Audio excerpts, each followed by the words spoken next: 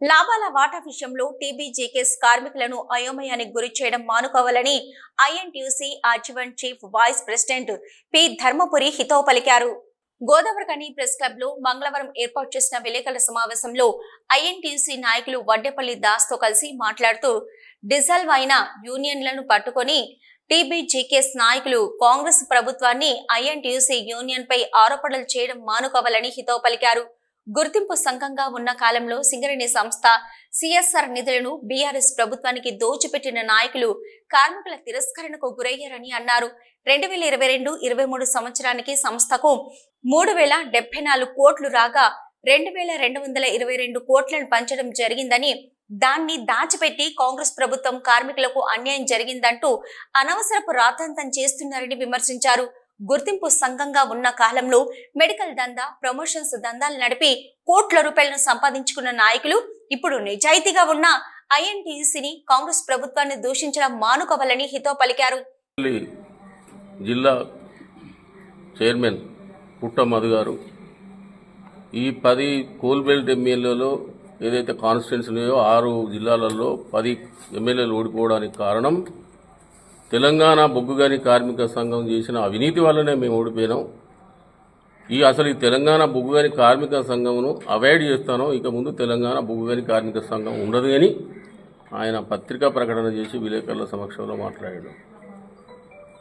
రెండవది, ఏదైతే నిన్న కాక మొన్న చెప్పిన వాళ్ళ స్టేట్మెంట్లో మేము సత్యపూసలం, మేము ఏం చేయలేదు, మేము నిస్వార్థంగా నిజాయితీగా కార్మిక వర్గానికి సేవ చేసినామని మాట్లాడిండు రాజురెడ్డి. ఒకసారి గుర్తు తెచ్చుకో, మీరు 10 సంవత్సరాలలో 4 సంవత్సరాలు 2012 జూన్ 16 తారీఖు నాడు మీరు మొదటిసారిగా ఎన్నికైతే జైలుకు పోయి పైసల గురించి కొట్లాడుకొని మళ్ళీ ఆ యూనియన్ నమ్మే పరిస్థితి లోపల కేసీఆర్ ఇన్వాల్వ్మెంట్ అయిపోయి 2017 అక్టోబర్ 5వ తారీఖు నాడు రెండవసారి మీరు గుర్తింపు సంఘంగా ఎన్నికబడ్డారు. మరి అప్పుడన్నా ఏమైనా చేసినానంటే మీరు ఇచ్చిన హామీలు, అంటే మీ ముఖ్యమంత్రి శ్రీరాంపూర్లోని ప్రగతి స్టేడియంలో అనేకమైన అమలు కాని హామీలు ఇచ్చిండు. 10,000 కొత్త కోటర్లు కట్టిస్తా, మార్పేర్లు మార్పిస్తా, 11 కొత్త గనులు తెస్తా, 20,000 ఉద్యోగాలను నిరుద్యోగ యువతకు కల్పిస్తా, సూపర్ స్పెషాలిటీ హాస్పిటల్ కట్టించి ఆన్నే బీపీ చూసుకుంటా 3 రీజన్లకు 3 సూపర్ స్పెషాలిటీ హాస్పిటల్ కట్టిస్తాను. మరి అలాంటి పెద్ద మనిషి ఎక్కడన్నా ఒక బావి తవ్విండా, తట్టడు మట్టి తీసిండా?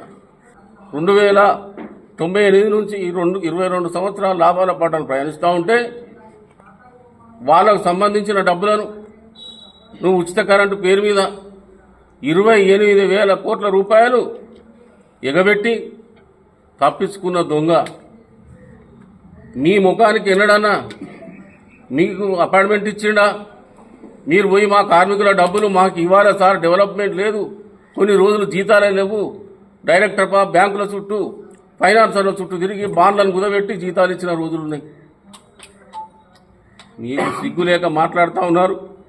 ఇవాళ రేవంత్ రెడ్డి గారి ప్రభుత్వం ఏదైతే నవంబర్ 30వ తారీఖు నాడు వచ్చినాక డిసెంబర్ 7వ తారీఖు ప్రమాణ స్వీకారం చేస్తే ఇప్పటికి 9 నెలల నుంచి 10,000 కోట్ల రూపాయలు వసూలు చేసింది కాంగ్రెస్ పార్టీ ఐఎన్టీయూసీ.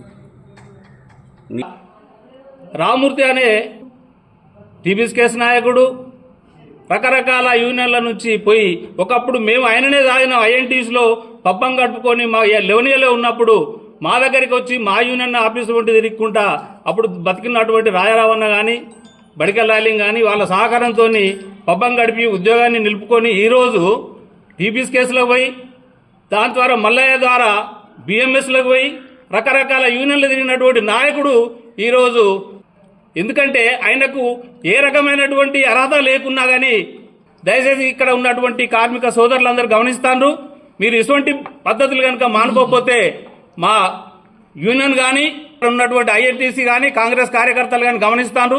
ఏదో ఒక రోజు మీకు తగిన శాస్తి జరుగుతుందని చెప్పి ఈ రోజు విలేకరుల ద్వారా మేము ప్రశ్నిస్తున్నాం. ఈ విలేకరుల సమావేశంలో ఐఎన్టీయూసీ నాయకులు కె సదానందం, ఎండి హుస్సేన్, జి మల్లికార్జున్, జగన్మోహన్, ఎన్ సాగర్, జి వెంకటేశ్వరరావు, ఆంజనేయులు, రాజయ్య, శ్రీనివాస్, దామోదర్, బాపు, నర్సయ్య, నవీన్ కుమార్, తాళ్ల కుమార్, గణపతి, దామోదర్, వెంకటస్వామి, అల్లావుద్దీన్, పి శ్రీనివాస్, దేవేంద్రచారి తదితరులు పాల్గొన్నారు.